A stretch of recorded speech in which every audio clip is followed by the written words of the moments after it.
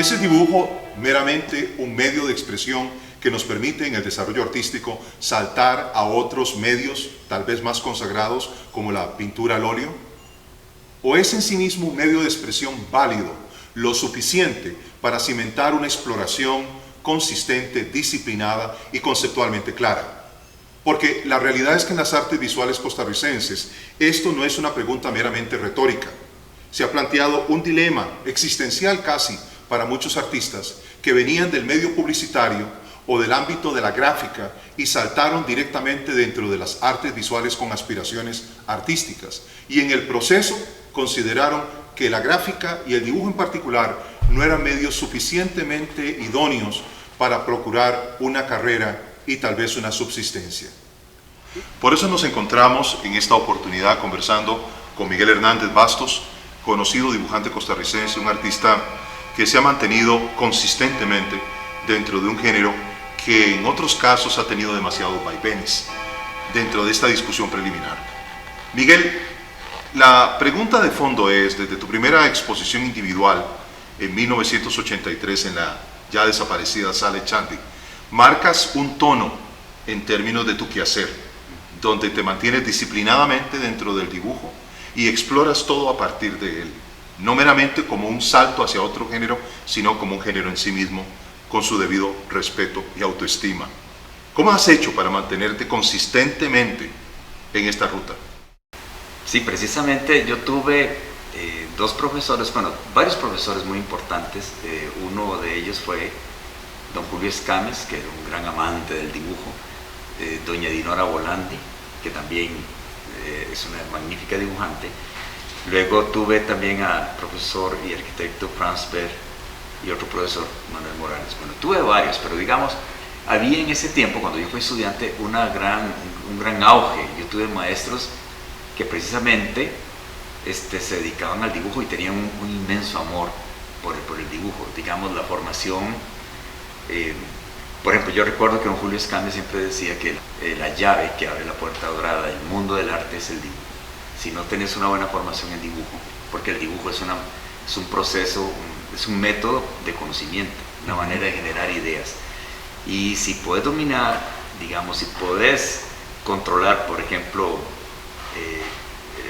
lo que ves con la mano, controlar eso, desarrollar la observación, todo eso te va a generar la facilidad para explorar y expresar otras temáticas.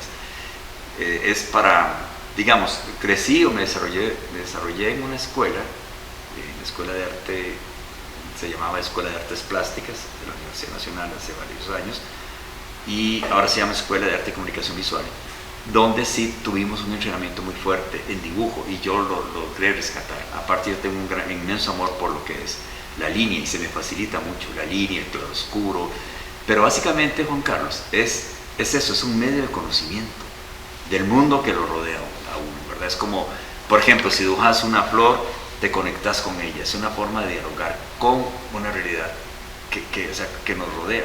Pero otras personas consideran que es insuficiente, que es como meramente la etapa de construcción de un plano donde tiene las líneas que van a soportar definitivamente la forma, el color y otros componentes pictóricos. La visión, digamos, tradicional, incluso en la historia del arte costarricense, claro, no ha sido valorar el dibujo. Exacto. De hecho, saltamos directamente de la pintura a la xilografía, siendo que ambas están soportadas por el dibujo, pero nunca encontramos grandes dibujantes que descollen, con algunas 2 o 3 excepciones en la historia.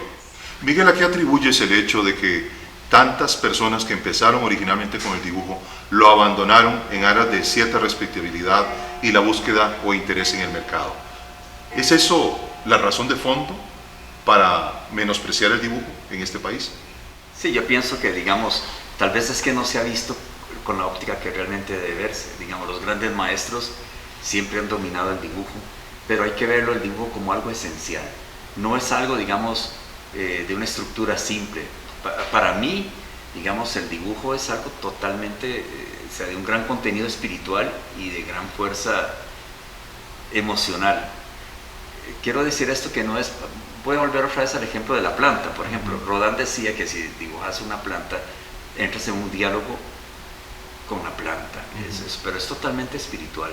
No es que estoy dibujando un contorno, Es más, de hecho, me puse a buscar la palabra dibujar en el diccionario de la Real Academia y dice que dibujar es, bueno, delinear con un contorno las formas, pero también dice dibujar es mostrar lo que está oculto a la vista. Ve qué curioso. La estructura de la vida. Sí, para mí el dibujo es eso, es más que todo una... O sea, si no dominas el dibujo, por ejemplo, te voy a contar, un pintor, para que pueda realmente llegar a pintar bien una mano, tiene que saberla dibujar.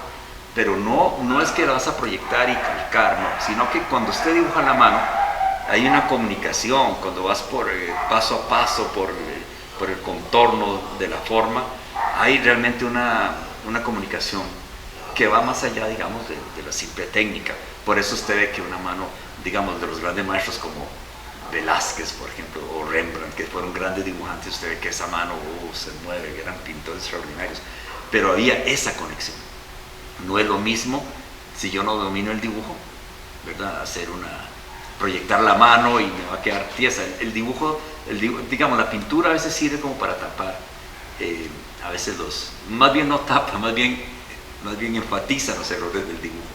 Yo soy de una escuela que en realidad sí lo siento así, digamos, de un inmenso, es como una gran pasión por dibujar. Por ejemplo, para mí, pasar, digamos, yo recuerdo que a veces con doña Dinora dibujábamos 3, 4 horas con el modelo, el retrato, pero el tiempo volaba. Es una disciplina que se da. De joven yo dibujé muchísimo y todavía lo hago. De hecho, hoy voy a dibujar esta tarde. Pero digamos, trato de mantener esa disciplina, que se ha perdido, casi nadie lo ha cultivado, porque en realidad como que sí le tienen un temor al dibujo. Ahora, grandes dibujantes de la historia, digamos, el gran maestro Zuiga, por ejemplo, que son dibujos, para llegar a eso es una locura, o el gran dibujante Caballero, que yo admiro, dibujantes modernos, contemporáneos, sí, pasan horas y horas dibujando. Es muy diferente a pintar. O sea, yo siempre le doy el máximo lugar al dibujo. O sea, la persona que pueda llegar y claro, cada quien tiene su forma de expresarse en el dibujo. Hay muchas maneras de expresarse, pero sí la disciplina de dibujar constantemente. ¿Cómo es que empieza esta pasión? Porque hemos detectado a lo largo de tu carrera que esto fue muy temprano. Sí. Tan temprano como la educación secundaria, en la que incurres en una serie de dibujos que pintas encima e incluso llegas en algún momento a vender en una tienda. ¿Cómo empezó esto? En el caso mío es una pasión, creo que nací con eso, es muy difícil. Ahora, no es la parte, no tiene mucho que ver con la gráfica, por ejemplo, en diseño publicitario. No, esa es una gráfica, como le digo, es más espiritual, es más de penetrar en la esencia de las formas. Y qué mejor que el lápiz, pero a través de la observación, porque es la observación lo que te hace, digamos, como comprender el mundo o acercarse más al mundo en que vivimos. En la escena artística costarricense es distinguible al menos dos distintas líneas con respecto al acercamiento al dibujo. Una línea marcada por artistas cuya praxis política estuvo en la izquierda, pero cuya supervivencia económica dependió de la publicidad, la propaganda, y dibujos de alguna manera decorativos. Pero esencialmente el medio de sobrevivencia, la praxis política, marcó a una serie de importantes gráficos en Costa Rica. El otro grupo, en cambio, estuvo lejos de la política y sin embargo hizo un aporte tan sensible que no nos explicamos cómo eso no tuvo continuidad. Hablo, por ejemplo, de dibujantes muy gestualistas como Carazo o Poveda, o antes que ellos, la parte de dibujos fuertes que hacía Francisco Zúñiga o el mismo Francisco Amiguetti. ¿Qué es exactamente lo que te mantiene fiel a esto? Dices, dibujo periódicamente, desde el principio me interesó el dibujo, pero tiene que haber algo más que te hace amar y apasionarte y especializarte en esto. Le voy a contar, sí, tienes razón también, porque por ejemplo, cosas casi que uno no toma en cuenta, pero es hasta la manera del movimiento, del sonido del carboncillo sobre el papel. O sea, hay un sonido, la materia. A mí me encantaba de joven decir que precisamente lo que me cautivaba era el papel, lo frágil del papel, lo íntimo que es como el dibujo en sí, que es el aroma, la textura, el brillito que tiene el carboncillo. Hay un montón de magias. Y también, de verdad, esa cosa de primera mano, de primera idea. Lo maravilloso digamos, cuando un gran dibujante llega a dominar todo, se nota en su gestualidad, o sea, en la línea, el dibujo gestual, ¿verdad? Que es esa soltura, esa fuerza, esa maravilla, que no es ese dibujo relamido que al final es como rellenar también, entonces se convierte como en una pintura. O sea, ahora está muy de moda esto, que es como el dibujo como hiperrealista, que lo hacen con carboncillo o usan lápiz grafito, pero eso no es dibujar, ¿verdad? Eso es como rellenar. Por eso las grandes, uno siempre queda admirado ante los grandes dibujos de Miguel Ángel, por ejemplo, o los de Da Vinci, que más bien ellos fueron muy revolucionarios, porque ahí está ¿cómo es que le llaman esto? El arrepentio, el arrepentimiento, ¿verdad? No es esa línea de un solo tiro, digamos, al estilo, digamos, de los grandes pintores, por ejemplo, renacentistas anteriores, como Giotto, que eran como tenía que ser una sola línea. En ellos no, repiten, pero es ahí mismo, es el hacerse. Entonces sí, hay un enamoramiento. Yo digo que es un enamoramiento, porque el famoso pintor, que yo siempre lo pronuncio en español, ¿verdad? Porque no sé, en francés, Ingres, pongámoslo en español. Él pidió que en el epitafio, o sea, que en su tumba le pusieran que amaba mucho el dibujo. Él hizo 3 pinturas maravillosas, pero él es reconocido, sí, la Odalisca, ¿te acuerdas? Y bueno, y con una factura impresionante. Pero sus dibujos son tan maravillosos. Y es que cuando uno tiene un amor, le pasó, ¿sabes a quién? A Toulouse-Lautrec, grande dibujante, ¿verdad? Gran ilustrador. Aunque pintan, bueno, en el dibujo, porque es que es lo primero. Y luego Edgar Degas, otro gran artista, escultor y pintor, pero sus maravillosas son esa vuelta al dibujo. Yo pienso que es eso, es algo de primera mano. No son pocos los artistas que con la aparición o emergencia de la cámara fotográfica empezaron a abocarse a ella. Pienso en un Degas, que era un extraordinario dibujante, que usaba incluso como color el papel, ¿verdad? Con sus respectivos, fueran rosas o fueran azules. Me encantan los azules.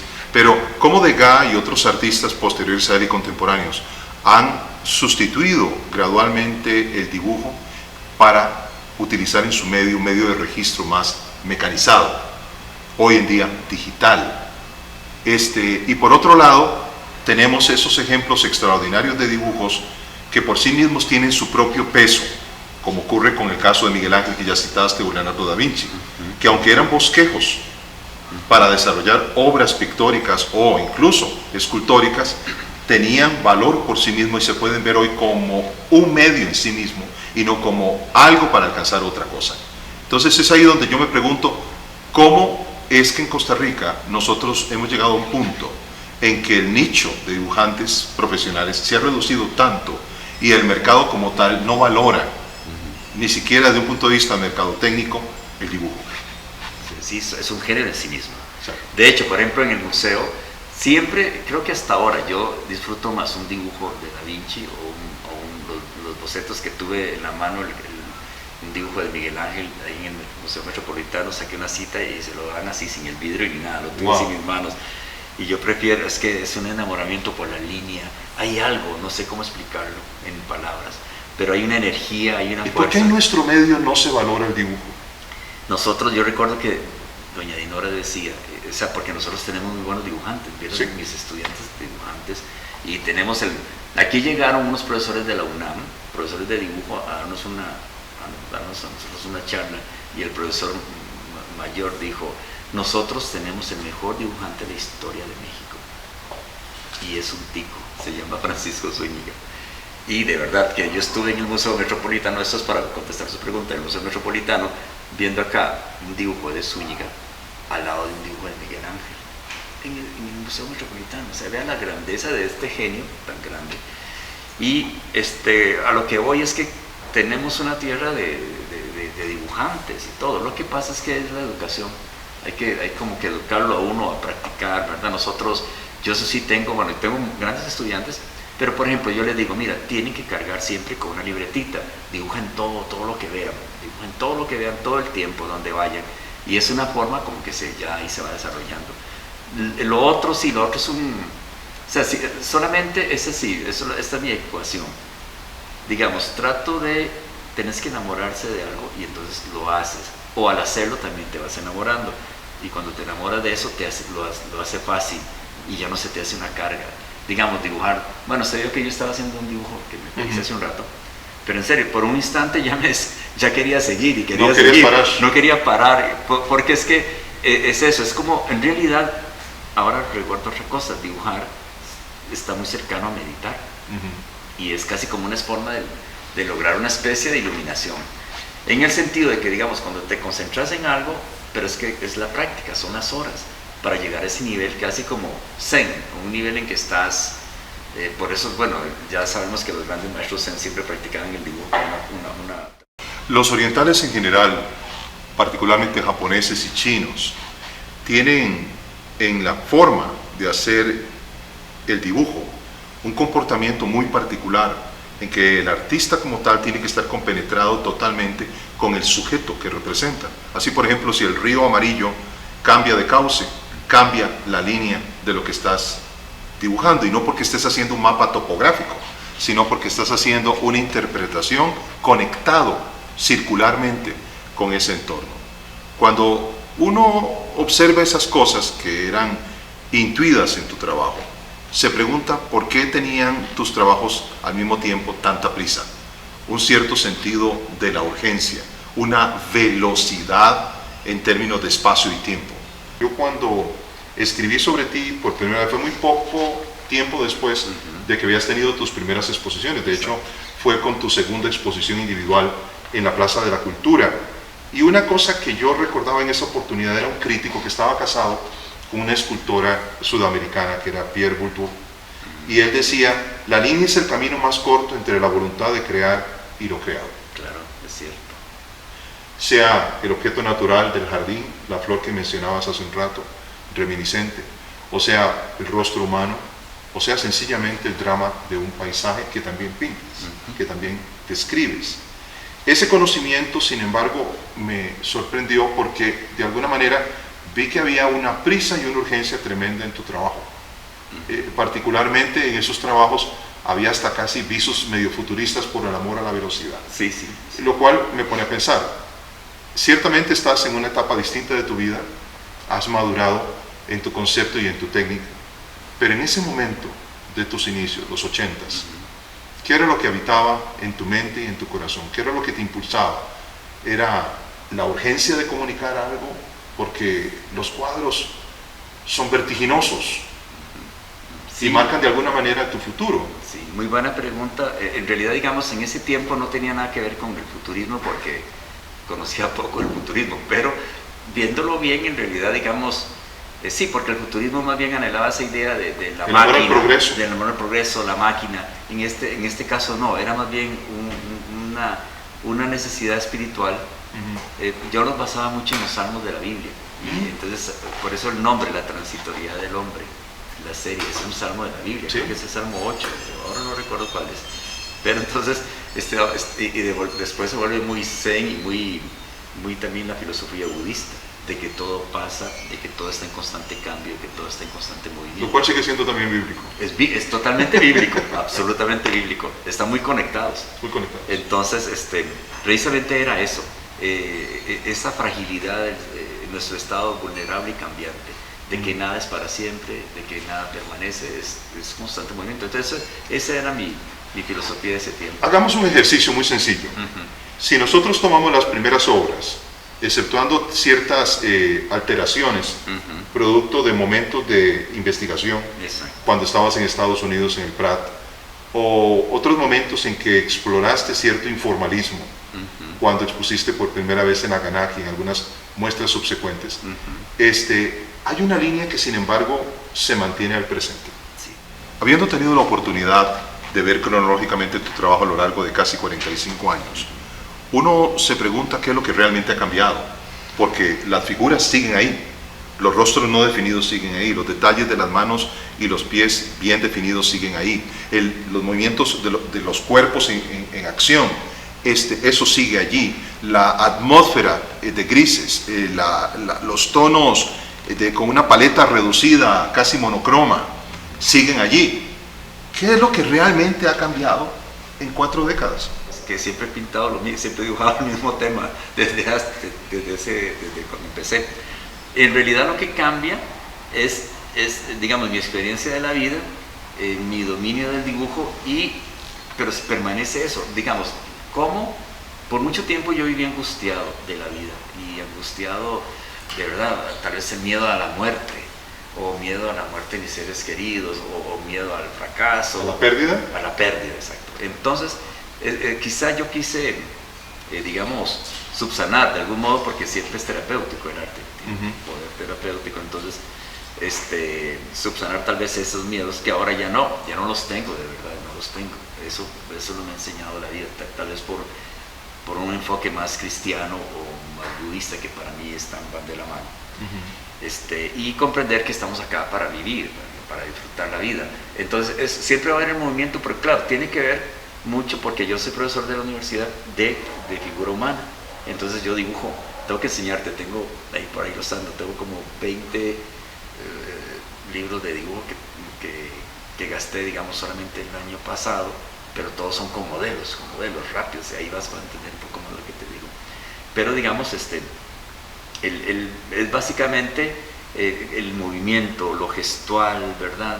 Yo estaba leyendo una anécdota, digamos, de un maestro zen que decía que, bueno, o un historiador más bien, que los monjes zen, ellos usaban primero el pincel, y ellos tenían esos ejercicios, ¿te acuerdas? De hacer ese círculo de un solo hilo, y es como un sentido de la vida, del ser, del estar.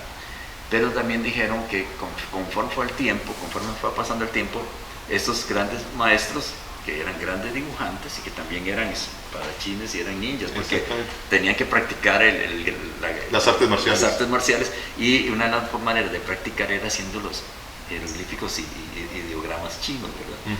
Y hay toda una estética sobre eso, pero decían que ellos ya al final el pincel les quedaba pequeño, entonces empezaron a agarrar como una escoba y para hacerlos más grandes, y después también la escoba les quedó pequeño y empezaron a usar, se soltaban su cabellera y la mojaban en la tinta y dibujaban con la cabeza, integraban todo el cuerpo, y eso ya les quedó pequeño. Entonces empezaron a nadar, y eso, el nado era la línea, iban dibujando la línea, o sea, era un dibujo su vida, y empezaron a caminar. Uno se pregunta si realmente existía una sincronía entre lo que estabas produciendo y el pensamiento filosófico y espiritual que se estaba gestando detrás de todo esto, y no fue algo meramente intuitivo.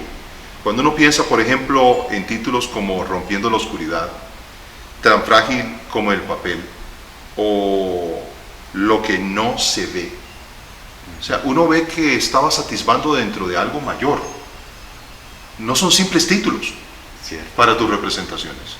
Sí, qué increíble. Y ahora ya no me preocupa poner esos títulos, qué buenos esos títulos. Creo que mucho de lo mío fue totalmente intuitivo, Juan Carlos. Sí. Sinceramente, porque de verdad yo desde pequeño, mucho de la forma, todavía a mis 23 años, de verdad, todavía tengo muchas lagunas, pero en aquel tiempo muchas lagunas a nivel de historia del arte o de filosofía. Es una intuición dentro de algo que te termina definiendo. Porque si el tema es el mismo, son las variaciones sobre el tema lo que muestran tu madurez. Exacto. O sea, estamos claros que el tema es nada más una excusa para empezar algo. Exacto. Al final del día, la pregunta de fondo es: ¿qué has aprendido profundamente en estos 40 años como artista y persona? Lo que más me interesa a mí ahora es aprender a vivir. Digamos, el dibujo, o sea, la pintura en sí se ha convertido en un medio. Por eso mi obra, digamos, bueno, yo he experimentado de todo, hasta un poco de crítica social también, pero digamos, mi obra más que todo es de verdad, de conocerse a sí mismo, que el ser humano, cómo conocerse a sí mismo y cómo trascender nuestras limitaciones, tanto digamos nuestras limitaciones de tiempo y de espacio, en el sentido de que yo sí creo que uno, digamos, que somos energía. Ahora sí hay mucho esa temática, pero yo siempre he creído eso. Somos esa energía que vamos a trascender y nos vamos a convertir en luz. En eso sí yo soy más místico. Vamos a ser parte de un todo. De un todo, de un luminoso, de un universo luminoso, el creador o la fuente de energía o Dios. Entonces, eso sí creo que esa armonía total y esa plenitud la vamos a encontrar precisamente cuando alcancemos esa madurez, que en algunos, por eso algunos creen en la reencarnación, y creo que hasta la Biblia también habla de eso al principio, ¿no? Pero dicen que fue que después lo quitaron. Bueno, es la discusión entre los deuterocanónicos y lo que son los textos judaicos. Okay. Pero lo que es relevante es que tenemos un presente en el cual podemos provocar una serie de cambios, ¿verdad? Claro. Que no están determinados necesariamente por el pasado, que no podemos cambiar, ni por el futuro, que no podemos tampoco adelantar o profetizar de una manera efectiva. Yo no puedo saber qué va a pasar después de que terminemos esta entrevista, por ejemplo. Exacto. No me presumo que voy a hacer ciertas cosas, pero mis planes realmente tienen un poder limitado. Esta simbiosis entre persona y dibujo hace que la línea en sí misma se convierta en tu norte. Va marcando el camino, se detiene cuando hay cambios, se transforma cuando hay cambios. No es una mutación, es un proceso. En ese sentido, lo que uno ambiciona, y es una pregunta que siempre he hecho a todos los artistas que he entrevistado a lo largo de 40 años, es cuál es su obra maestra. O sea, cuál es ese momento en que se suma su ser con su quehacer y logra lo máximo que puede dar. Cuando tenía 20 años digo, ay, espero que a los 30 años ya esté haciendo una buena obra, o ya llego a los 30, ay no, ojalá que a los 40, y ya paso los 40 y los 50, o no, ya, ahora estoy pensando que cuando tenga 70 o 80, ojalá se dé esa obra que estoy buscando y que la tengo en mi mente y la tengo acá, y nada más lo que me falta es ponérmela a hacer, pero ahí está. Entonces es entre, digamos, por ejemplo, si un día yo quiero hacer algo, lo que pasa es que es la disciplina. Ahora yo estaba un poquito ocupado porque también doy clases en la universidad y eso me requiere mucho tiempo, pero digamos, quisiera estar como en un monasterio, como que esta casa fuera un monasterio y yo me encierro acá en trabajar concentrado en eso. Es la búsqueda de sí mismo, pero que ojalá se vuelva para todos. Es como una especie de, o sea, la obra mía, bueno, me impresionó un dicho, un ensayo que leí, una frase de Michel, no sé cómo se pronuncia en francés, qué pena, Montaigne o Montaigne. Él decía, me sorprende ver tantos escritores que escriben tan bien, pero que son maestros de la escritura, pero no son maestros de su vida. Yo quisiera en realidad, digamos, no llegar a un nivel de que tenga una vida bien en paz, con sabiduría, con equilibrio emocional, que pueda ayudar a los demás, como un poco más, ¿cómo te explico? Como que si el dibujo me ayudara a mí a empatizar, a simpatizar más con el ser humano y ser más solidario con todos los que me rodean. Cuando uno llega a tu casa, por fuera no dan ganas de entrar, porque uno no sabe qué le espera adentro. No hay ventanas, es hermética, de alguna manera oscura por el color. Pero cuando uno ingresa, uno ve el jardín interior. Me recuerda el concepto de los árabes a la hora de hacer sus casas. Los árabes por fuera son protectores de su hogar, pero dentro siempre hay un jardín en el centro. Las casas españolas de la colonia eran iguales, por fuera todas cerradas y austeras, y adentro un gran jardín interior lleno de flores. Esa luz interior, frente a esa fachada exterior, habla de alguna manera analógicamente de quién es Miguel Hernández o no. Bueno, qué buena observación. Yo pienso que en aquella famosa frase de quién es, del famoso Goethe, que decía que todos llevamos una ciudadela por dentro, y cuando estás, digamos, ansioso o preocupado, ve y refúgiate en la ciudadela. Pero también lo dicen los místicos, y también, correcto, y también Cristo cuando habla de que llevamos el Espíritu Santo, o que ha venido el Espíritu Santo a nosotros, hablando de esa fuerza, o de, digamos, en Marco Aurelio habla del yo superior que hay dentro de nosotros también. Bueno, en realidad esto sí tiene razón, tiene mucha relación, porque me gusta que aquí está el jardín por dentro, por fuera sí se ve muy, más bien sobrio, y a veces de verdad que cuando la gente pasa ni se atreve a tocar la puerta porque no sabe qué hay adentro. No sabe qué hay adentro, exacto, entonces pasa. ¿No será más bien este tipo de arquitectura interior que empieza por tu casa, una forma de protegerte del entorno, de poder tener tu espacio para crear lo que andas buscando, lo cual me lleva inmediatamente a una contradicción.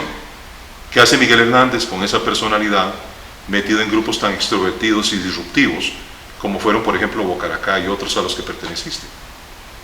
Pero tú eras el único realmente dibujante ahí, Sí, sí, de corazón, en ese grupo pictórico. exacto. ¿Qué hacía ese dibujante metido ahí? Claro, vieras que aquí yo se lo debo a esto por la invitación de Luis Chacón. ¿Sabes qué ha pasado? En realidad yo soy sociable, pero me gusta mucho estar, es que lo necesito para poder producir, porque si digamos cuando yo había leído que este artista, que tal vez no es considerado un artista, pero Gabriel Orozco dice que él no ocupa un estudio, jamás un estudio, porque su estudio es caminar y andar por el mundo y todo eso. Pero en el caso mío sí necesito un estudio, pero es para estar conmigo mismo, y lo que pasa es que también no es que me aíslo totalmente, sino que por invitación, como en este grupo fue por Rolando Cubero que me invitó, me insistió mucho, y entonces digo, está bueno eso. Pero ya habías estado con Rolando Cubero en otro grupo. En Convergencia. En Convergencia, hace bastantes años ya. Ahora se va a llamar Reconvergencia y vamos a invitar a Álvaro Brachi para que no se moleste. Sí, porque faltaría esa figura. Claro. Pero ¿cómo ese esfuerzo por proteger tu espacio impacta lo que crees? Sí, digamos, es muy, yo podría decir sabroso, por ejemplo, el estar en el estudio meditando, pensando o dibujando, y que se pasan las horas por ahí y después sale la obra que proyectas. Y de verdad que mi trabajo ha tenido curiosamente una acogida grande, en serio, tanto aquí como en el extranjero. Pero yo lo veo en que la gente le gusta o me llama, lo quiere comprar, y digo, qué interesante, ¿cómo será que se identifican con eso, verdad? Yo a veces pienso que como últimamente he usado el humo, y como el humo es como algo mágico, entonces seguramente toca algunas cuerdas ancestrales en nosotros. Porque el humo es atávico, está asociado a todas las culturas. Exactamente, y el fuego, todo. Entonces la gente dice, uy, qué impresionante, ¿con qué lo hizo? ¿Qué es esto? Ay, yo lo quiero. Y también tiene un significado muy profundo a nivel, o sea, digamos, el humo en este caso, el símbolo o la técnica misma es el símbolo, ¿verdad? Ella misma está hablando de eso, de esa cosa frágil, etérea, fútil, que va muy bien con el concepto que tenía de lo transitorio, digamos, o fugitivo. No es muy común que los artistas hablen de su proceso creativo, más bien lo protegen. Históricamente ha sido así con todos los grandes maestros. Cuesta mucho escudriñar y encontrar cómo, pero no me deja de dar curiosidad cómo es que empiezas. Cuando estás frente al lienzo, el papel. Digamos, para mí, el método que yo uso de creación o para trabajar es primero el papel blanco y el lápiz. Yo siempre hago mucho boceto, y es mi gran placer. Te los tengo que mostrar todos esos, ahora tengo que mostrarte dibujos que hago y mis bocetos. Entonces hago muchas ideas, todas mis figuras son de la imaginación, ¿verdad? Yo dibujo como modelo, pero como práctica para mí. Pero el resto todo fluye, va saliendo. Digamos, tengo ideas de figuras que se van a paisajes que son seres humanos, quiero hacerlos como un humo. El que me estabas hablando del jardín, que estaba en el museo, son obras que van saliendo ahí. Pero yo no uso, digamos, básicamente todo es muy manual. Yo voy, digamos, tal vez imagino un ser humano que se convierte, digamos, en un insecto, o de ese insecto va a pasar a una flor. Todas esas ideas quiero hacerlas, todavía no me han salido. Sin embargo, has tenido tu serie de metamorfosis. Sí, siempre. Que es muy claramente humana. Sí, o sea, estás sí. hablando de insectos, bueno, Sí, estás describiendo insectos, pero en la práctica estamos viendo transformaciones humanas. Es lo mismo que nos pasa con los cyborgs, por ejemplo, que es otra serie tuya. Igual, mismo asunto. No estamos hablando de mutaciones. Claro, la metamorfosis es algo muy dramático, es un cambio muy súbito, pero sin embargo lleva tiempo. Esas transformaciones llevan tiempo. Y sin embargo es el mismo tema transformado en distintas ropajes. Exactamente, eso es. Tienes razón. Sí, tal vez yo diría ahí que la frase esta, o el punto de vista de el eterno retorno de Nietzsche, es eso. Porque espiral, por eso está has hablado mucho del círculo, has hablado del círculo con los maestros zen, has hablado del concepto de volver al punto de origen, ¿verdad? Después de cerrar esto. Hablas del círculo, pero no has cerrado el tuyo. El dibujo parece que se convierte en el medio para continuar ese dibujo completo, cerrar tu historia. Y sin embargo, ese círculo de alguna manera va denotando ciertas características dominantes. Exacto. Muy difícilmente cambiables. Muy difícil, y eso que lo he intentado, porque, digamos, quisiera ser un pintor abstracto, por ejemplo, tuve mucho tiempo... ¿Lo intentaste? Lo intenté, pero no es lo mío. Tampoco puedo ser un artista conceptual, o sea, no me... Digo, conceptual en el sentido de hacer performance y objetos, sí. Y no me... es que... Tampoco sos un ilustrador social, que también lo intentaste, sí, que también con crítica social. Exactamente.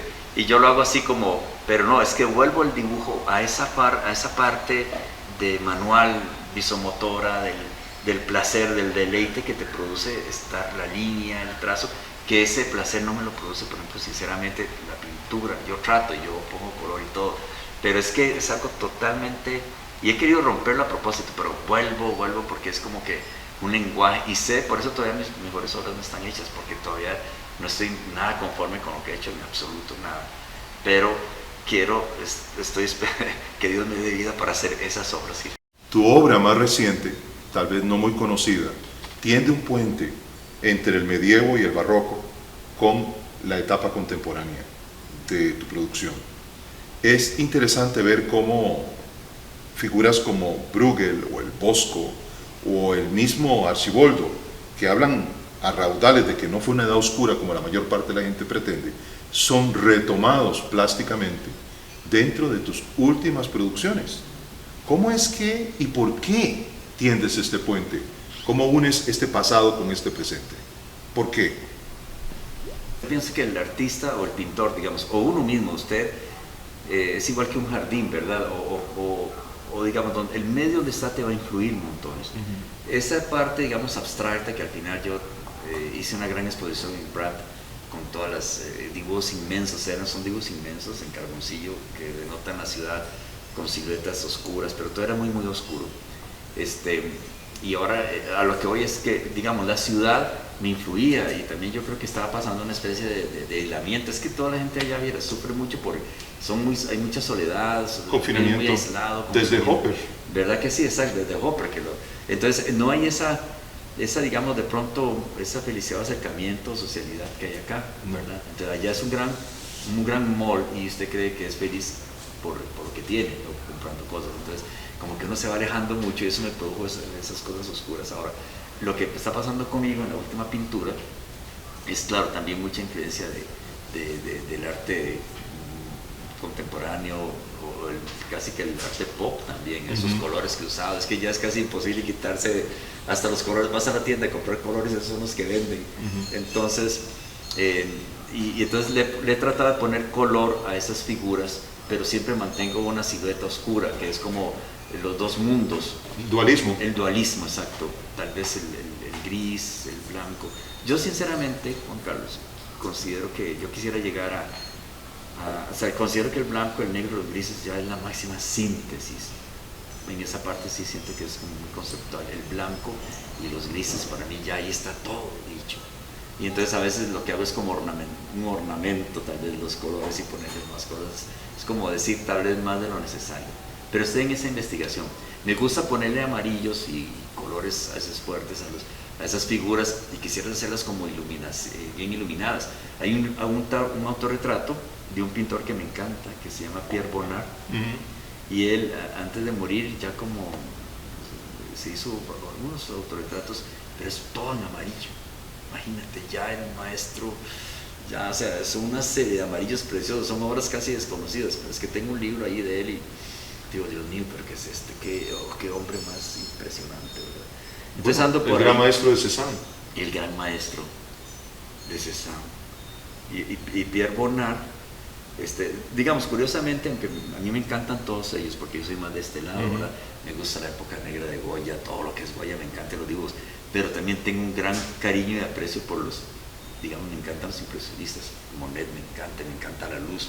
Digamos, me encanta, digamos, lo que pinta Luis Chacón, por ejemplo, que es totalmente lo contrario que yo haría. Me identifico también con eso, como que he ampliado más el abanico de gustos. Pero al final tus decisiones se vuelven minimalistas. Se vuelven... No importa cuánto color... Sí, yo quiero sintetizar todo. Exactamente. Sí. Si tuvieras la oportunidad de sentarte con tiempo y escribir tu epitafio, ¿qué es lo que diría? No le puedo robar la frase al gran genio, ¿verdad?, que amaba mucho el dibujo, pero yo diría que, o no sé, o sea, me hubiera gustado que el dibujo, ojalá que a través del dibujo me haya completado como ser humano. O sea, como que el dibujo fuera el medio que me lleve a entender el arte de vivir, o como que a través del arte plástico, llegue a trascender al arte de vivir. Eres uno de los pocos dibujantes en este país que vende. ¿Es eso lo suficientemente satisfactorio para que continúes tu indagatoria y tu proceso? Más bien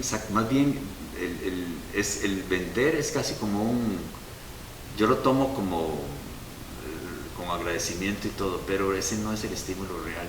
El estímulo real es otro, más bien casi sería el hacer una obra más trascendente, más, digamos, quiero hacer una obra que no la quiero vender precisamente hasta que esté bien completa y compleja.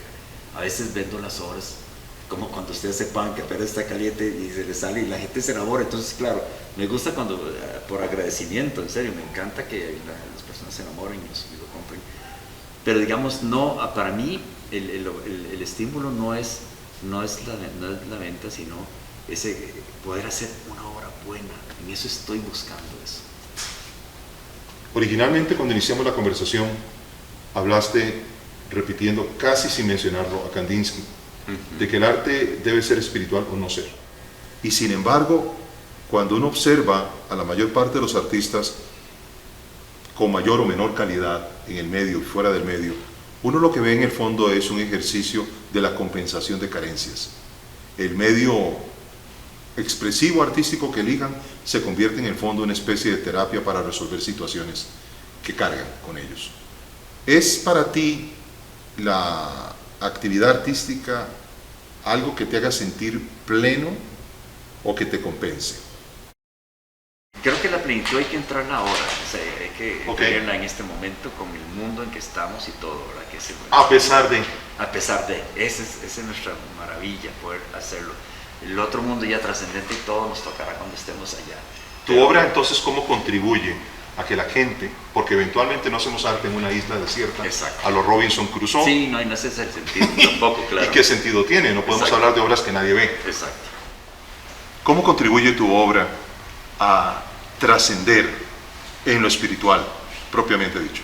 Exacto, sí me gusta, por ejemplo, las obras que uno las hace, y siempre he pensado también eso, y lo escuché por algún lado, que digamos, el autor o el pintor hace un 70 o hace un 60% de la obra, y el espectador construye con el 40%. Entonces, generalmente las personas, por eso sí me gusta que no solamente los que tengan el poder adquisitivo tengan mis obras, también me gusta que todos los que puedan tenerlo, ¿verdad? Porque también hago dibujos pequeños o impresiones a veces de serigrafía. Pero lo que hoy es esa contemplación, que esa contemplación pueda ayudar o no sé, a dar un poquito, o que la persona que lo esté mirando se identifique, sí, qué interesante, encuentro como cierta paz ahí, o me motiva a ser mejor, o no sé, o amar más la naturaleza, o buscar quién soy yo, cosas así. ¿No tienes control sobre eso? No tengo control sobre eso, para nada. Tu trabajo es nada más provocar el momento y ver luego qué pasa. Bien dicho, sería así. Sí. ¿Cuál es tu anhelo fundamental en este momento como artista? Mi anhelo fundamental sería realmente llegar a hacer obras de verdad, de mucha calidad, y morir tranquilo, digamos, como decir, sí, pude completar, o sea, vine a este mundo para completar estas obras, esta idea. Todavía no estoy satisfecho, no podría estarlo, pero porque creo que eso, mientras estás vivo estás en eso. Pero sí quisiera como decir, sí, qué bueno, vine y hice un legado importante, o dejé algo. en eso estoy. Miguel, muchísimas gracias. Muchísimas gracias, Juan Carlos. Por el tiempo que nos has dado, por poder conocer tu taller, revisar tu trayectoria y de cara a la audiencia de Arts Criterion ESIN, poder conversar a fondo sobre el papel del dibujo y el reposicionamiento que ha tenido a través del trabajo y la proyección de Miguel Hernández en Costa Rica y más allá. Les habló Juan Carlos Flores para Arts Criterion ESIN desde el taller hogar del artista Miguel Hernández Bastos en Heredia.